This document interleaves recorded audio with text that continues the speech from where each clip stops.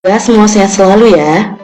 Guys, menjelang mainnet, banyak sekali info mengenai P-Network, baik itu dari core team sendiri maupun dari para pionir. Nah, kali ini ada beberapa pertanyaan klasik yang masih saja beredar di lingkungan para pionir guys. Pertanyaan apakah itu? Yang pertama, banyak pertanyaan, jika Pi harganya mahal, terus siapa yang akan membayar koin Pi kita? Nah, dari sini muncul dua pertanyaan, yaitu siapa yang akan membayar koin Pi kita nanti? Dan yang kedua, apakah benar koin Pi mahal? Berdasarkan dari beberapa info yang didiskusikan di chatroom WhatsApp, ada postingan menarik dari sumber anonim, dan ini mungkin layak kita bahas dan juga kalian ketahui di sini. Yuk, kita bahas secara tuntas. Namun sebelum itu, silahkan klik like, subscribe, dan share ke semua sosmed kalian, dan jangan di skip-skip agar kalian bisa mengambil informasi secara utuh. Oke yuk, langsung saja kita simak bersama. Siapakah yang akan membayar Pi saat open mainnet? Untuk memudahkan pemahaman, saya coba jelaskan dari yang ada di negara kita, yang berdasar pada ilmu ekonomi. Sebagai contoh, pemerintahan kita menentukan harga dasar gabah melalui bulog. Harga gabah bila dibiarkan murni dilepas di pasar, waktu panen raya harganya akan sangat rendah dan petani sangat merugi. Gak nyucuk dengan modal yang harus dikeluarkan. Yang untung banyak tentu tengkulak, karena harga pasar adalah P atau price ditentukan oleh supply atau jumlah yang ditawarkan dan demand atau jumlah permintaan. Jadi S dan D ini yang menentukan T atau harga di pasar bebas.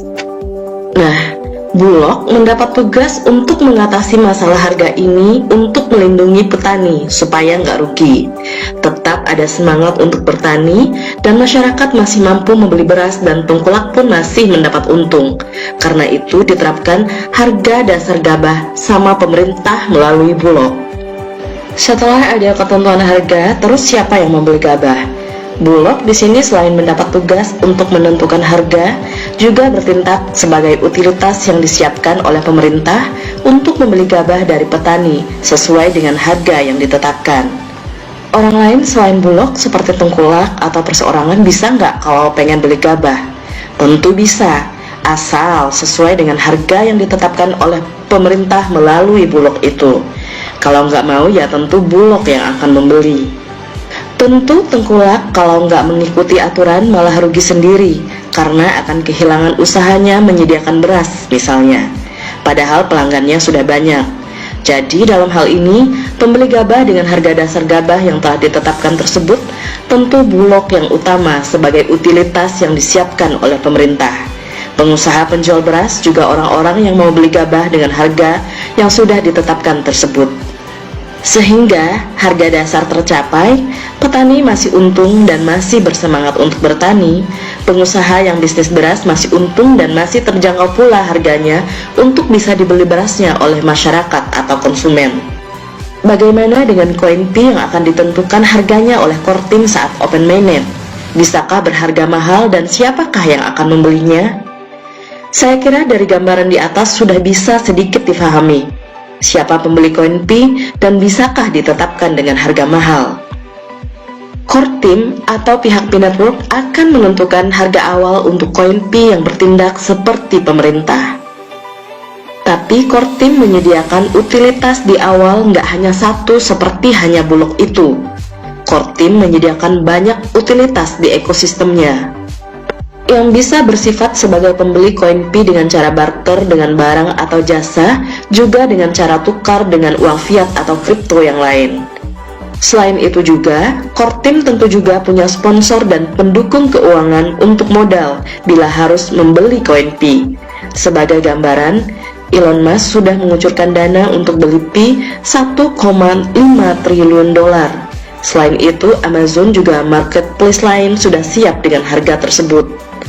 Exchanger yang sudah siap beli koin Pi dan berada di ekologi Pi juga sudah ada. Juga utilitas yang lain seperti P2Go dan lain-lain, mereka di open mainnet sudah siap serempak semua terima transaksi dengan koin Pi sesuai dengan harga yang ditetapkan core team saat open mainnet. Kalau ada yang jual lagi Pi-nya, tentu core team sudah siap dengan mengucurkan modalnya. Tapi dengan bertambahnya waktu, maka utilitas Pi juga akan semakin berkembang dan semakin banyak. Bank Dunia juga sudah berencana untuk menjadikan koin Pi sebagai uang digital global dunia. Maka mau nggak mau, bank-bank di berbagai negara pun harus siap untuk terima uang Pi dan membeli koin Pi. Ini juga karena adanya fungsi koin Pi sebagai koin transaksi yang simple, cepat, dan faktor keamanannya juga sifat transparansinya membuat sangat diperlukan untuk transaksi yang besar. Ingatkah beberapa koin seperti Bitcoin kadang juga untuk transaksi, tapi untuk jangka panjang, nggak aman dan nggak layak. Pi karena sebagai koin digital punya keunggulan tersebut akan sangat diperlukan di dunia perdagangan di semua lini, dari kelas murah sampai kelas super mahal, dari barang kebutuhan sehari-hari sampai barang tambang, manufaktur, travel, aneka jasa, dan lain-lain. Dengan adanya ekologi yang berfungsi sebagai utilitas, maka core team sudah mempersiapkan dan akan lebih memudahkan bagi pengguna Pi untuk mempergunakannya. Lebih lanjut, dia menjelaskan, dengan fungsinya yang nanti sebagai koin digital global yang diperlukan untuk berbagai transaksi dan dengan keterbatasan jumlah koin Pi dan kelangkaannya, maka mau nggak mau dituntut harga Pi harus mahal. Selain itu, bila koin Pi berharga murah, begitu open mainnet, para pemodal besar akan memborong koin Pi dan akan dijual kembali ke Pi, maka Pi malah akan gulung tikar sebentar saja, begitu habis open mainnet. Tapi kalau berharga mahal, maka orang-orang yang sangat kaya yang akan mampu beli, juga mereka yang mau menggunakan koin Pi untuk barter dan digunakan untuk transaksi yang berlangsung lama. Jadi, koin Pi berharga mahal ini sangat diperlukan dan malah menjadi tuntutan karena fungsinya sebagai koin digital global dunia dan untuk keberlangsungan perusahaan Pi untuk bisa tetap eksis dan jaya, dan tentunya untuk kesejahteraan masyarakat dunia, khususnya pioners Pi juga, insya Allah. Jadi siapa yang akan bayar Pi? Sudah terjawab. Juga, benarkah koin Pi akan berharga mahal?